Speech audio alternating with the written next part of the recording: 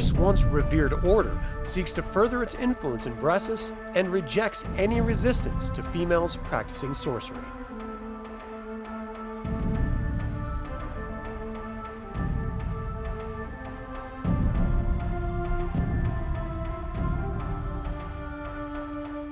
Welcome to this continuation of my DireLands system agnostic dark fantasy campaign setting.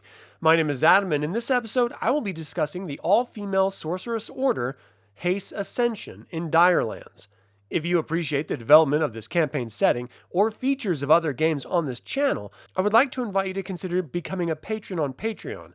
You can even purchase tabletop role-playing games using my affiliate link in the description below.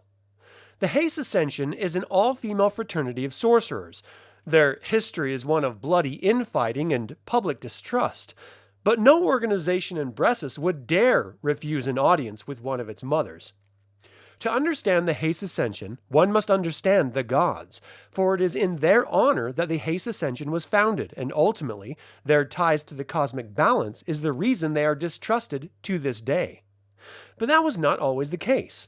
Before the fall of the Witch Queen, the Hace Ascension was regularly consulted by the Triumvirate on cosmic omens and the timing of tactics.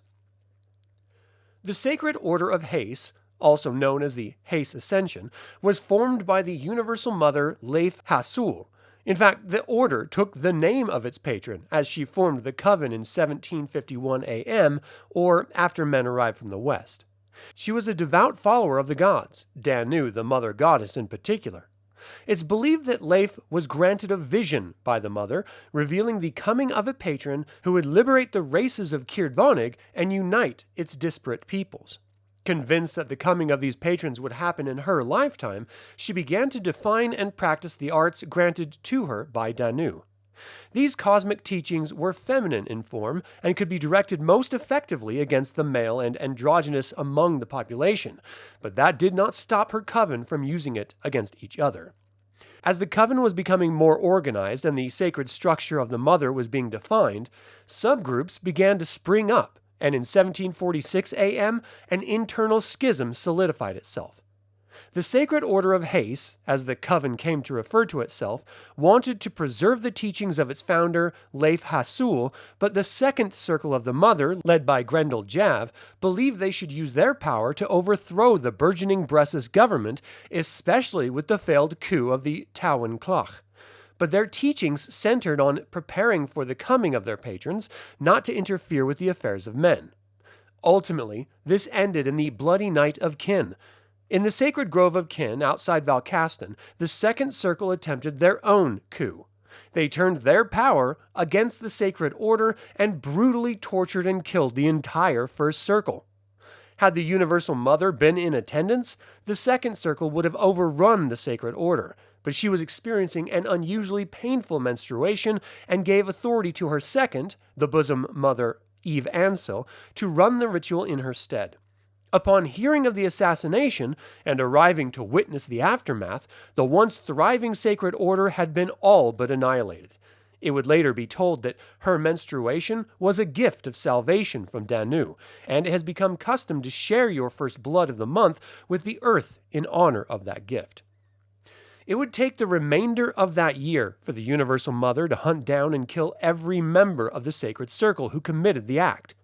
When complete, she presented each of their tongues as tribute to Danu in a cistern of fire.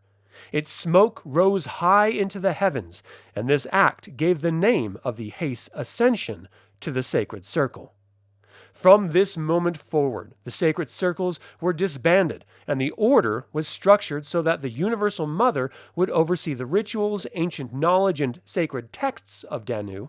The bosom mothers would oversee the instruction and daily discipline of the coven, and the initiates would gain sorceress status upon completing the 9 steps of ascension to Danu. Upon the defining of the nations in the founding epic, the Triumvirate and the Emperor would consult regularly with the Universal Mother, even to the point of asking for an assigned bosom mother to attend their councils. This afforded the Sacred Order to have intimate knowledge and influence over the course of the nation, but it all changed when the Witch Queen came to Kirdvonig. The current Universal Mother, Fruit Eurythus, believed her to be the foretold patron, and sent 3 of her bosom mothers to treat with her. Their souls were ripped from their bodies, and their eyes were returned, so the Universal Mother could witness the pain and horror firsthand through the rite of clairvoyance. It was then the Universal Mother began attending the councils herself, and even suggested aligning with the First Nations people of Kalia. And while we know that Triumvirate was successful in overthrowing the Witch Queen and her Galex, the events of that moment turned the tide of feminine sorcery forever. In the final moments of the Witch Queen's life, she passed her consciousness to the Universal Mother, possessing her and turning her power against the soldiers of Bressus. The devastation was greater than any present could have imagined, as friend and foe alike were torn apart at the cellular level. The Master of Arms, Commander Wills, directed the detonation of a bomb crafted by the Xi'an Order, which leveled the Zez's fields as he stood and faced off against the possessed Universal Mother, sacrificing himself in the process. From that moment on, females have not been trusted with the use of magic of any sort, and in some regions of Locastin and Kalia, they're killed on sight. Bressus is only slightly less direct, as they have mock witch trials which end in hangings. Today, the Hace Ascension operates in secret, unsure of the truth of Danu's prophecy, as revealed to their founder, Leif Hasul. Were those cosmic beings the patrons foretold? Was the role of the Sacred Order to join with them or stop them? And will they ever find the opportunity to stand face to face with the cosmic entities again? Only your home campaign can answer those questions, as the future of these DireLands are in your hands. Thank you for watching today's DireLands Fantasy Campaign Setting episode. Please consider subscribing to this YouTube channel, liking and commenting on this video, and if you enjoyed this episode, consider becoming a patron on Patreon. Always remember that evil spelled backwards is live, so get out there and be evil.